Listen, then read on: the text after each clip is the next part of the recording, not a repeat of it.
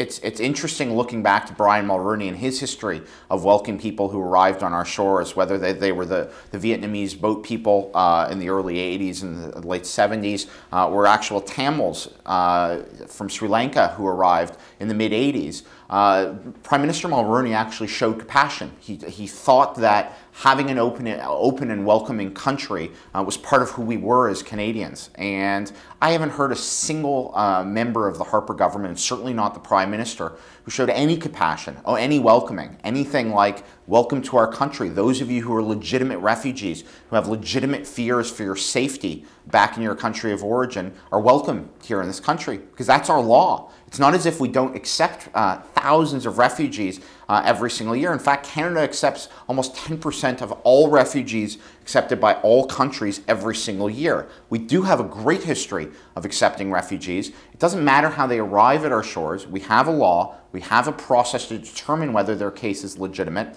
and that's the process that's underway right now in British Columbia. Well, the Prime Minister said yesterday that we need to stop this terrible trend of migrant boats coming to Canada. The trend, of course, as of today, exists of one boat. A number of commentators have tried to draw analogies between Canada and Australia and how we need to emulate the Australian experience and Christmas Island and processing them with a tough, firm hand. Let's remember in 2010, so far, so just this year, first 8-9 months of the year, Australia has already received more than 80 boats. They're headed towards over 100 boats in 1 year. Canada has received one boat.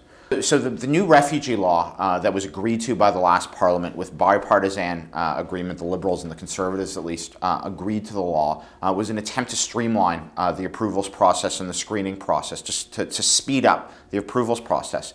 The irony is that that law, while passed, hasn't actually come into effect. So for these Tamils, they're not subject to the new set of rules and regulations. They're subject to the old rules of regulations. So the notion that we need to go out and come up with a brand new system because a single boat came to Canadian shores is political rhetoric, and it's not helpful, and it's certainly not serious in terms of dealing with the real issue of human smuggling, which is a serious issue, or how to deal with our refugee situation in Canada.